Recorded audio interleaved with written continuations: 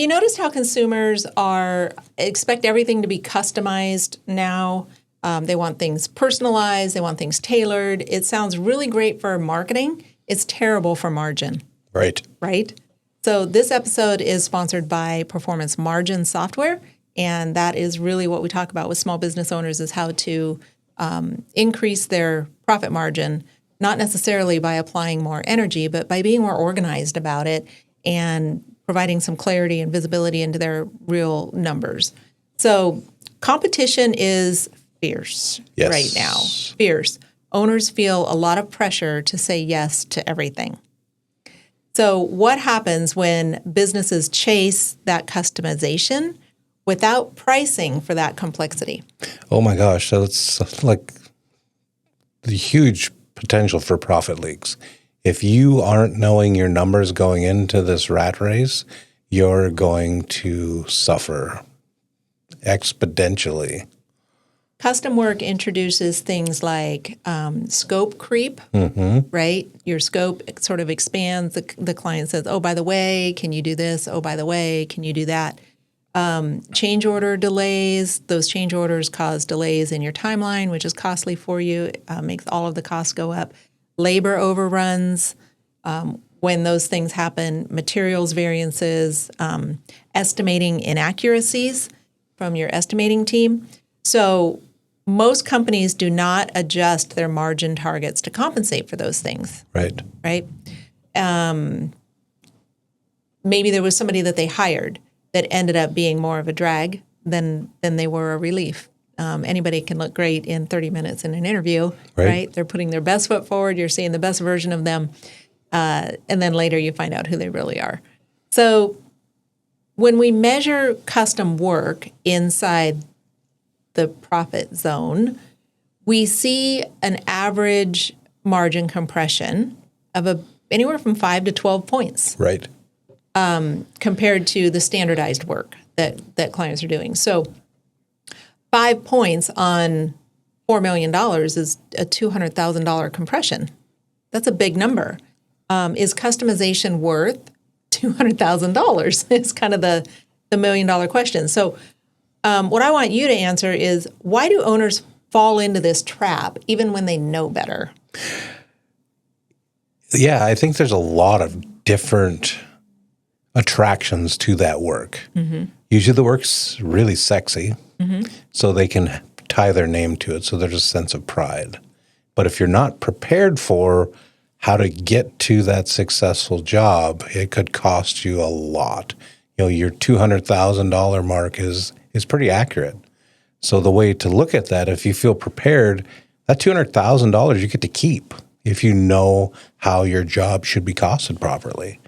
And a lot of the customization is just the consumer.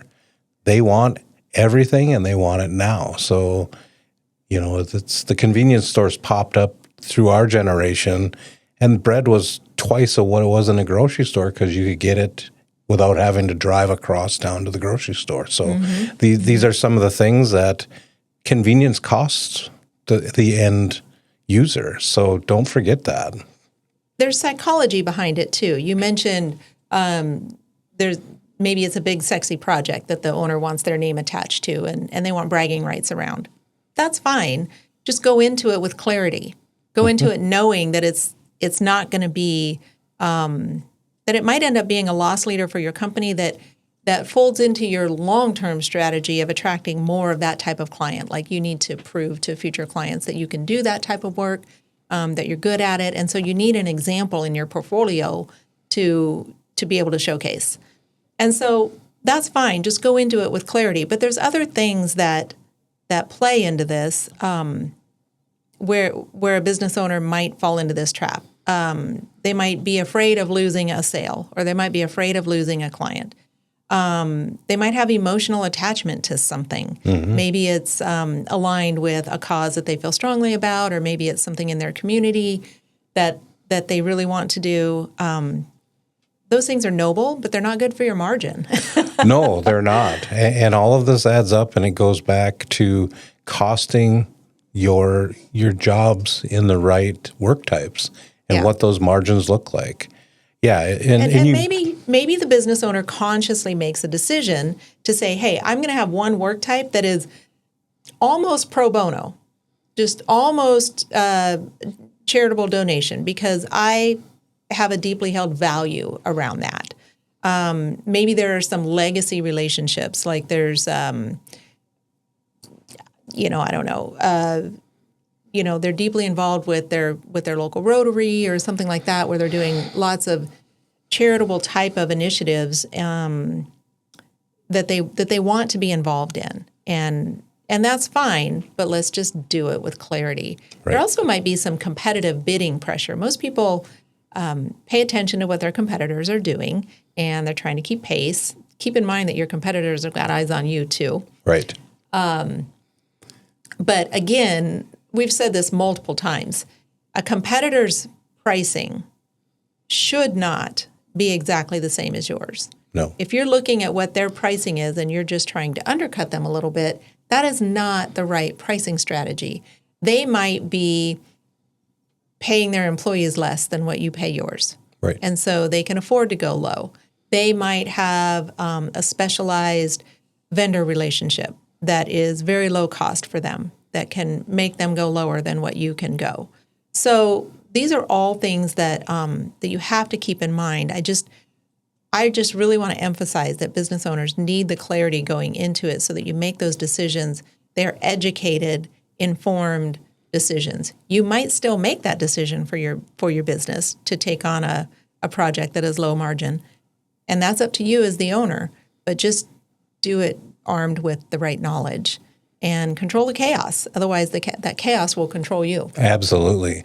And these customized jobs are going to take more of your time to make sure that everything falls into place and you don't get 25% into a project and something was off back at like a 10% mark and you need to redo some of your work. That's a great point. These custom projects need to be managed much more tightly. Correct. You cannot do that as any kind of a loose cannon. So the framework around the solution there is to define your core offers, all right?